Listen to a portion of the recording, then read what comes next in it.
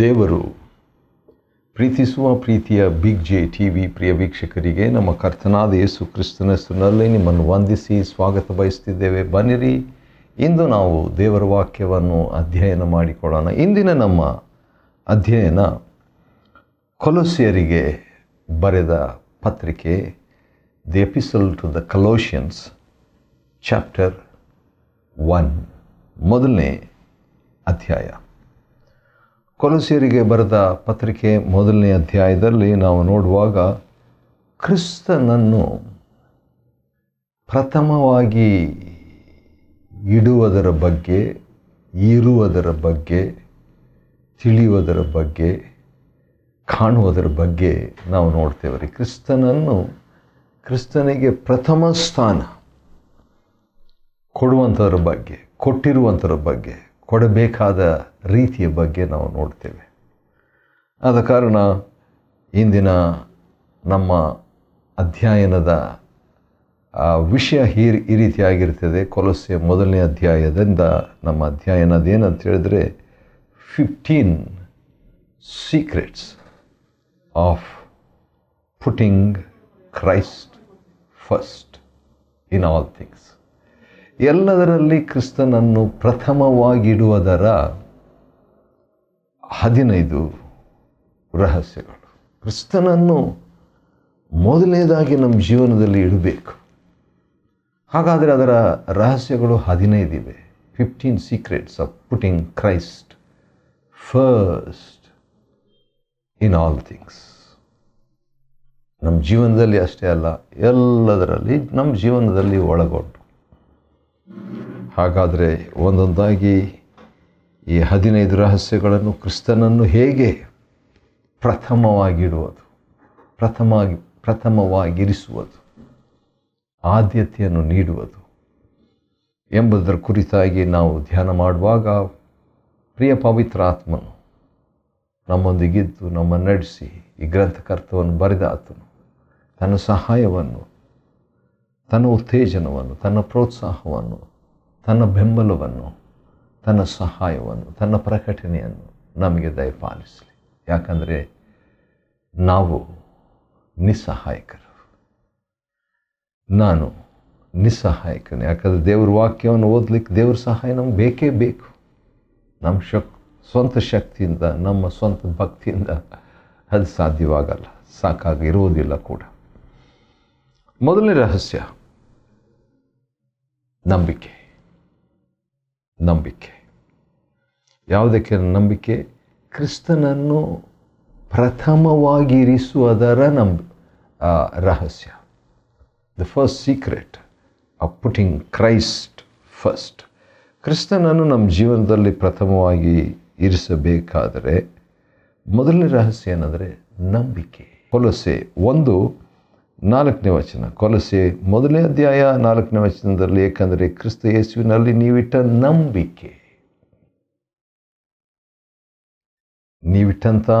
ನಂಬಿಕೆ. ಹಾಗಾದರೆ ನಂಬಿಕೆ ಅಸ್ತಿವಾರ. ಕ್ರಿಸ್ತನನ್ನು ಪ್ರಥಮವಾಗಿಡುವಂಥದ್ದರ ರಹಸ್ಯ, ಮೊದಲನೇ ರಹಸ್ಯ ನಂಬಿಕೆ ಅಥವಾ ವಿಶ್ವಾಸ. ಅಂದರೆ ಒಂದು ವಾಕ್ಯ ನೆನಪಿಗೆ ಬರ್ತಾ ಇದೆ. ಇಬ್ರಿಯರಿಗೆ ಬರೆದ ಪತ್ರಿಕೆ 11ನೇ ಅಧ್ಯಾಯದ 6ನೇ ವಚನದಲ್ಲಿ, ದೇವರಿದ್ದಾನೆ ಅಂತಲೂ ತನ್ನ ಬಳಿಗೆ ಬರುವವನು ಆತನು ದೇವರು ಪ್ರತಿಫಲಿಸ್ತಾನೆ ಅಂತಲೂ ನಂಬುವುದು ಅವಶ್ಯ. ಅಂದರೆ ನಂಬಿಕೆ ಇಲ್ಲದೆ ದೇವರನ್ನು ಮೆಚ್ಚಿಸುವುದು ಅಸಾಧ್ಯ. ಹಾಗಾದರೆ ದೇವರನ್ನು ಮೆಚ್ಚಿಸಬೇಕಾದ್ರೆ ನಮಗೆ ನಂಬಿಕೆ ಇರಬೇಕು ಅಥವಾ ವಿಶ್ವಾಸ ಇರಬೇಕು. ಹಾಗಾದರೆ ಕ್ರಿಸ್ತನನ್ನು ನಾವು ಪ್ರಥಮವಾಗಿ ಇರಿಸಬೇಕಾದ್ರೆ ನಮಗೆ ನಂಬಿಕೆ ಇರಬೇಕು. ಎರಡನೇ ರಹಸ್ಯ ಏನಂತ ಹೇಳಿದ್ರೆ ಪ್ರೀತಿ. ಅದೇ ಕೊಲೊಸ್ಸೆಯರಿಗೆ ಬರೆದ ಪತ್ರಿಕೆ ಮೊದಲನೇ ಅಧ್ಯಾಯದ 4ನೇ ವಚನದಲ್ಲಿ, ನೀವು ಇಟ್ಟ ನಂಬಿಕೆ ಅಂದರೆ ಯೇಸುವಿನಲ್ಲಿಟ್ಟ ನಂಬಿಕೆ ಮತ್ತು ದೇವ ಜನರ ಮೇಲಿರುವ ಪ್ರೀತಿ. ಆದರೆ ಇತರರನ್ನು ನಾವು ಪ್ರೀತಿಸುವವರಾಗಿರಬೇಕು. ಆ ರೀತಿಯಾಗಿ ಪ್ರೀತಿಸುವುದಾದರೆ ಏನಾಗ್ತದೆ, ನಾವು ಕ್ರಿಸ್ತನನ್ನು ನಮ್ಮ ಜೀವನದಲ್ಲಿ ಪ್ರಥಮವಾಗಿರಿಸ್ತೇವೆ. We put Christ first in our lives when we love one another. ಮೂರನೇದಾಗಿ ನಿರೀಕ್ಷೆ. 1 ಕೊರಿಂಥ 13:13 ಪ್ರೀತಿ, ನಂಬಿಕೆ, ನಿರೀಕ್ಷೆ ಅಂತ ಹೇಳ್ಬಿಟ್ಟು ಬಂದಿದೆಲ್ಲ. ಇಲ್ಲಿ ಕೂಡ ನೋಡ್ರಿ, ಕೊಲೊಸ್ಸೆ 1:4-5 ನಾವು ನೋಡುವಾಗ ನಂಬಿಕೆ, ಪ್ರೀತಿ, ನಿರೀಕ್ಷೆ ಅಂತ ಹೇಳ್ಬಿಟ್ಟು, ಪರಲೋಕದಲ್ಲಿ ನಿಮಗೋಸ್ಕರ ಕಾದಿರಿಸಿರುವ ನಿರೀಕ್ಷೆ. ಹಾಗಾದರೆ ನಿರೀಕ್ಷೆ ನಮಗಿರುವುದಾದರೆ ಕ್ರಿಸ್ತನನ್ನು ನಾವು ಪ್ರಥಮವಾಗಿರಿಸಲು ಸಾಧ್ಯ. We can put Christ first in our lives by having hope which is not seen. ಈಗ ಅದು ಇಲ್ಲ ನಮಗೆ, ಆದರೂ ಕೂಡ ಆ ಒಂದು ನಿರೀಕ್ಷೆ ನಮಗಿರುವುದಾದರೆ ನಾವು ಕ್ರಿಸ್ತನನ್ನು ನಮ್ಮ ಜೀವನದಲ್ಲಿ ಪ್ರಥಮವಾಗಿರಿಸಲು ಅದು ಸಹಾಯಕರ. 4ನೇದಾಗಿ, ಇದು ಭಾಳ ಪ್ರಾಮುಖ್ಯ, ಕೇಳಿಸ್ಕೊಳ್ಳಿ. ಅದೇನಂತ ಹೇಳಿದರೆ, ಅಂದರೆ ಕ್ರಿಸ್ತನನ್ನು ನಮ್ಮ ಜೀವನದಲ್ಲಿ ಎಲ್ಲವುಗಳಲ್ಲಿ ಪ್ರಥಮವಾಗಿರಿಸುವುದರ 15 ರಹಸ್ಯಗಳಲ್ಲಿ 4ನೇ ರಹಸ್ಯ ಕೃಪೆ.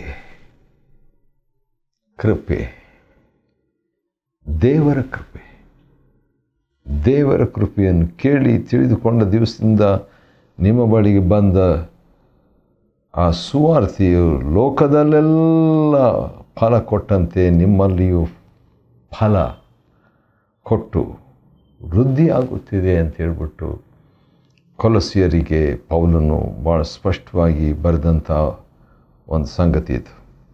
ಹಾಗಾದರೆ ಇದ್ರ ಬಗ್ಗೆ ನಾವು ಹೆಚ್ಚಾಗಿ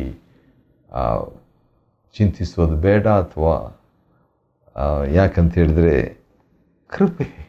ದೇವರ ಕೃಪೆ.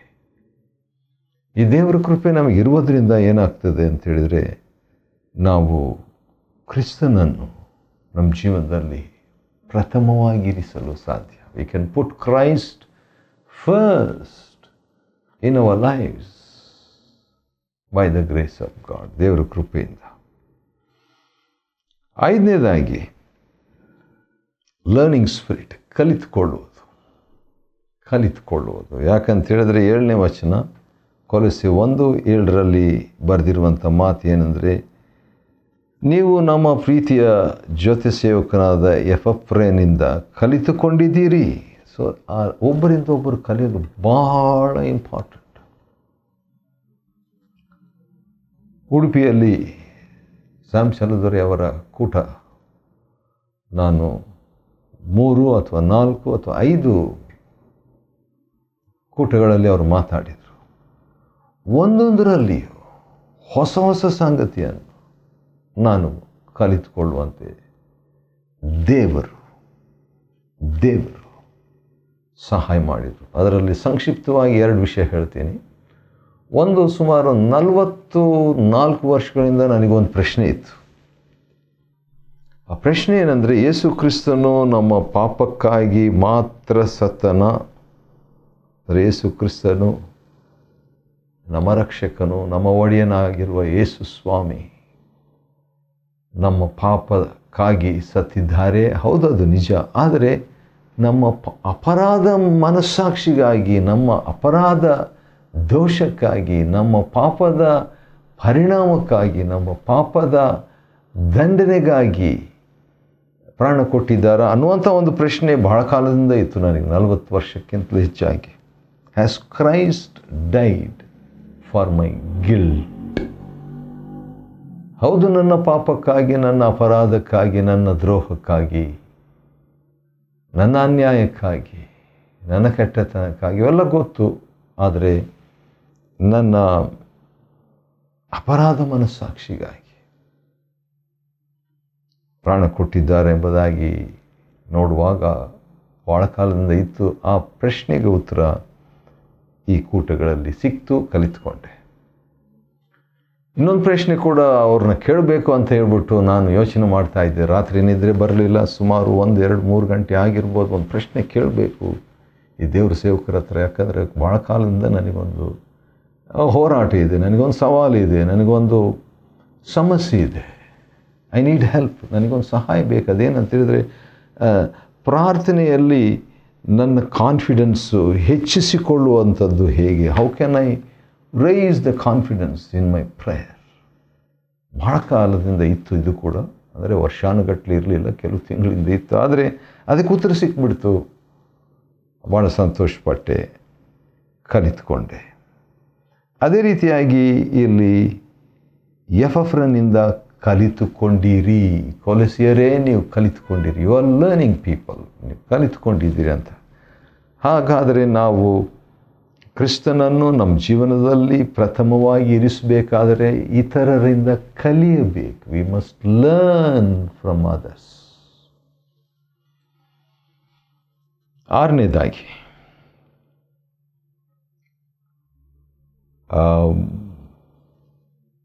ತಿಳುವಳಿಕೆ, ಆತ್ಮಿಕ ತಿಳುವಳಿಕೆ. ಈ ಆತ್ಮಿಕ ತಿಳುವಳಿಕೆ ಬಗ್ಗೆ ಕೊಲೊಸ್ಸೆ 1 ಮತ್ತು 9ನೇ ವಚನದಲ್ಲಿ ಈ ರೀತಿಯಾಗಿದೆ: ನೀವು ಸಕಲ ಜ್ಞಾನವನ್ನು, ಆತ್ಮಿಕ ಗ್ರಹಿಕೆಯನ್ನು ಹೊಂದಿ ದೇವರ ಚಿತ್ತದ ತಿಳುವಳಿಕೆಯಿಂದ ತುಂಬಿಕೊಳ್ಳಬೇಕೆಂದು ದೇವರನ್ನು ಬೇಡಿಕೊಡ್ತೇನೆ. ಹಾಗಾದರೆ ದೇವರ ಚಿತ್ತದ ತಿಳುವಳಿಕೆಯಿಂದ ತುಂಬಿ ಹೋಗಿರಬೇಕು. ಇದರ ಸುಳಿವೇ ನನಗಿಲ್ಲ, ನನಗೆ ಗೊತ್ತಿಲ್ಲ. ಬಹುಶಃ ಇದೇ ಮೊದಲನೇ ಬಾರಿಯಾಗಿ ಈ ವಾಕ್ಯ ನಾನು ಓದ್ತಾ ಇರುವಂಗೆ ನನಗೆ ಅನಿಸ್ತಾ ಇದೆ. ಯಾಕಂತೇಳಿದ್ರೆ ಎಷ್ಟೋ ಸಾರಿ ಓದಿರ್ಬೋದು, ಆದರೆ ಮಿಸ್ ಆಗಿದೆ. ಆದರೆ ದೇವರ ಚಿತ್ತದ ತಿಳುವಳಿಕೆಯಿಂದ ತುಂಬಿರಬೇಕಂತೆ. ಆ ರೀತಿಯಾಗಿದ್ದರೆ ಏನಾಗ್ತದೆ? ಕ್ರಿಸ್ತನನ್ನು ನಾವು ಪ್ರಥಮವಾಗಿರಿಸಲು ಸಾಧ್ಯ ನಮ್ಮ ಜೀವನದಲ್ಲಿ, ಎಲ್ಲವುಗಳಲ್ಲಿ. We can put Christ first in all things if we have the knowledge of God's will fully. ಏಳನೇದಾಗಿ ಏನಂದರೆ, ಇದು ಕೂಡ ಭಾಳ ಚೆನ್ನಾಗಿದೆ ಮತ್ತು ಕೊಲೊಸ್ಸೆ 1:10 ಒಂದು ಮಾತನ್ನು ಹೇಳ್ತಿದ್ದೇನೆ. ಅದೇನೆಂದರೆ, ಕ್ರಿಸ್ತನನ್ನು ನಾವು ಪ್ರಥಮವಾಗಿ ಇರಿಸಬೇಕಾದರೆ ಆತನನ್ನೇ ಮೆಚ್ಚಿಸುವವರಾಗಿರಬೇಕು. We must please him. ಆತನನ್ನೇ ಮೆಚ್ಚಿಸುವರಾಗಿರ್ಬೇಕು. We must please him alone. ಆ ರೀತಿಯಾಗಿ ಆತನನ್ನು ಮೆಚ್ಚಿಸುವುದಾದರೆ ಸಕಲ ಸತ್ಕಾರ್ಯಗಳಲ್ಲಿ ಫಲ ಕೊಡ್ತಾ ದೇವರ ತಿಳುವಳಿಕೆಯಲ್ಲಿ ವೃದ್ಧಿ ಆಗ್ತೇವೆ. ಇದು ಪೌಲನ ಪ್ರಾರ್ಥನೆ. ಮತ್ತು ಮುಂದೆ ಹಾಗೆ ನಾವು ಓದುವುದಾದರೆ, ನಾವು ಕ್ರಿಸ್ತನನ್ನು ಪ್ರಥಮವಾಗಿ ಇರಿಸಬೇಕಾದ್ರೆ ಇನ್ನೊಂದು ರಹಸ್ಯ ಇದೆ. ಅದು 8ನೇ ರಹಸ್ಯ. ಅದೇನೆಂದರೆ, ದೇವಭಕ್ತರ ಜೊತೆಯಲ್ಲಿ ಪಾಲುಗಾರರಾಗಬೇಕು. ದೇವಭಕ್ತರ ಬಾಧ್ಯತೆಯಲ್ಲಿ, ಜೊತೆಯಲ್ಲಿ ಅಲ್ಲ, ಬಾಧ್ಯತೆಯಲ್ಲಿ. ಹೌದು, ಜೊತೆಯಲ್ಲಿ ಬಾಧ್ಯತೆಯನ್ನು ಹೊಂದಿದವರಾಗಿರಬೇಕು, ಅಥವಾ ಬಾಧ್ಯತೆಯಲ್ಲಿ ಪಾಲನ್ನು ಹೊಂದಬೇಕು. We must share the inheritance with saints. ಭಕ್ತಾದಿಗಳೊಂದಿಗೆ ನಾವು ಪಾಲುಗಾರರಾಗಬೇಕು. ವಾವ್! ಆ ರೀತಿಯಾಗಿ ಪಾಲುಗಾರರಾದರೆ ಏನಾಗ್ತದೆ? ಆ ರೀತಿಯಾಗಿ ಪಾಲುಗಾರರಾಗಬೇಕಂತ ದೇವರು ನಮ್ಮನ್ನು ಯೋಗ್ಯರನ್ನಾಗಿ ಮಾಡಿರ್ತಾರೆ. ವಾವ್! ಆಶ್ಚರ್ಯ, ಸಂತೋಷ. ಮತ್ತು 9ನೇದಾಗಿ ಏನು ನೋಡ್ತಾ ಇದ್ದೀವಿ ನಾವು ಕೊಲೊಸ್ಸೆ 1ನೇ ಅಧ್ಯಾಯದಿಂದ ಅಂತ ಹೇಳಿದರೆ, ನಾವು ಕ್ರಿಸ್ತನನ್ನು ಪ್ರಥಮವಾಗಿರಿಸುವ 15 ರಹಸ್ಯಗಳನ್ನು ನೋಡ್ಕೊಳ್ತಾ ಇದ್ದೀವಿ. ಅದರಲ್ಲಿ ಈಗಾಗಲೇ 8 ರಹಸ್ಯಗಳನ್ನು ನಾವು ನೋಡಿದ್ದೀವಿ. 9ನೇ ರಹಸ್ಯ ಏನಂದರೆ, ದೇವರಿಗೆ ಕೃತಜ್ಞತೆಯನ್ನು ಸಲ್ಲಿಸುವುದು. Giving thanks to God. ದೇವರಿಗೆ ಕೃತಜ್ಞತೆಯನ್ನು ಸಲ್ಲಿಸುವುದು. ಕೊಲೊಸ್ಸೆ 1ನೇ ಅಧ್ಯಾಯ 12ನೇ ವಚನದಲ್ಲಿ ಆ ಮಾತನ್ನು ನಾವು ನೋಡ್ತಿದ್ದೇವೆ. ಈಗ 10ನೇ ರಹಸ್ಯವನ್ನು ನಾವು ನೋಡೋಣ. 18ನೇ ವಚನದಲ್ಲಿ, ಸಭೆ ಎಂಬ ದೇಹಕ್ಕೆ ಕ್ರಿಸ್ತನು ಶಿರಸ್ಸು. ವಾವ್! ಹೌದು, ಸಭೆಗೆ ನಮ್ಮ ಕರ್ತನಾದ ಯೇಸು ಕ್ರಿಸ್ತನು ಶಿರಸ್ಸು. ಹಾಗಾದರೆ ಆ ಶಿರಸ್ಸು ಆ ಶಿರಸ್ಸಿನ ಸಹಾಯದಿಂದ ಶಿರಸ್ಸನ್ನು ಪ್ರಥಮವಾಗಿ ಇರಿಸಬಹುದು. We can put Christ first in all things by coming under the headship of Christ. ನಾವೇನು ನೋಡ್ತಾ ಇದ್ದೀವಿ ಅಂತ ಹೇಳಿದ್ರೆ, ಕ್ರಿಸ್ತನನ್ನು ಪ್ರಥಮವಾಗಿ ಇರಿಸುವಂಥ ಅದರ ರಹಸ್ಯ. ಹಾಗಾದರೆ ಕ್ರಿಸ್ತನನ್ನು ನಾವು ಪ್ರಥಮವಾಗಿ ಇರಿಸಬೇಕಾದ್ರೆ ಕೊಲೊಸ್ಸೆ 1:20 ಪ್ರಕಾರವಾಗಿ ನಮಗೆ ಸಮಾಧಾನ ಬೇಕು, ದೇವರ ಸಮಾಧಾನ ಬೇಕು, ಪೀಸ್ ಆಫ್ ಗಾಡ್. ಕ್ರಿಸ್ತನು ಶಿಲುಬೆಯ ಮೇಲೆ ಸುರಿಸಿದ ರಕ್ತದಿಂದ ಸಮಾಧಾನವನ್ನು ಉಂಟು ಮಾಡಿದ್ದಾರೆ. ನಮ್ಮ ಕರ್ತನಾದ ಯೇಸು ಕೊಟ್ಟ ಸಮಾಧಾನದಲ್ಲಿ ನಾವು ಬಾಳುವುದಾದರೆ, ಬಯಸುವುದಾದರೆ, ಅನ್ವಯಿಸಿಕೊಳ್ಳುವುದಾದರೆ, ಸಾಗುವುದಾದರೆ ಏನಾಗ್ತದೆ ಅಂತ ಹೇಳ್ಬಿಟ್ಟು ನೋಡುವ. ಕ್ರಿಸ್ತನನ್ನು ಪ್ರಥಮವಾಗಿ ಎಲ್ಲದರಲ್ಲಿ ಇರಿಸಲು ಸಾಧ್ಯ. 12ನೇದಾಗಿ ನಾವು ಆತನ ಸನ್ನಿಧಿಯಲ್ಲಿ ಇರುವಂಥದ್ದು, being in the presence of God. ಕೊಲೊಸ್ಸೆ 1:22 ತನ್ನ ಸನ್ನಿಧಿಯಲ್ಲಿ ನಿಲ್ಲಿಸುವುದಕ್ಕೆ ದೇವರು ಶಕ್ತನಾಗಿದ್ದಾನೆ. ಕ್ರಿಸ್ತನ ದೇವರ ಸನ್ನಿಧಿಯಲ್ಲಿ, ಹೌದು, ದೈವ ಸಾನ್ನಿಧ್ಯ ನಮಗೆ ಕ್ರಿಸ್ತನನ್ನು ಪ್ರಥಮವಾಗಿ ಇರಿಸುವಂತೆ ಸಹಾಯ ಮಾಡ್ತದೆ. 13ನೇದಾಗಿ ಪ್ರಕಟಣೆ. ಹಿಂದಿನ ಯುಗಗಳಲ್ಲಿ ತಲತಲಾಂತರಗಳಿಂದಲೂ ಮರೆಯಾದಂಥ ರಹಸ್ಯವು ದೇವಜನರಿಗೆ ಪ್ರಕಟವಾಯಿತು. ಕೊಲೊಸ್ಸೆ 1:26. ಹಾಗಾದರೆ ಈ ಪ್ರಕಟಣೆ ನಮಗೆ ಕ್ರಿಸ್ತನನ್ನು ಪ್ರಥಮವಾಗಿ ಇರಿಸುವಂತೆ ಸಹಾಯ ಮಾಡ್ತದೆ. ಮತ್ತು 14ನೇ ರಹಸ್ಯ ಏನಂತ ಹೇಳಿದ್ರೆ, ಮಹಿಮೆ ಅನ್ನುವಂಥ ರಹಸ್ಯ. ಯಾಕೆ ಆ ಮಾತು ಹೇಳ್ತಿದ್ದೇನಂತ ಹೇಳಿದರೆ, ಈ ಮರ್ಮವು ಏನೆಂದರೆ, ನಿಮ್ಮಲ್ಲಿರುವ ಕ್ರಿಸ್ತನು ಮಹಿಮೆಯ ನಿರೀಕ್ಷೆಯಾಗಿದ್ದಾನೆ. ಮಹಿಮೆಯ ನಿರೀಕ್ಷೆ, ನಮಗೆ ಮಹಿಮೆ ಸಿಗ್ತದೆ ಎಂಬ ನಿರೀಕ್ಷೆ.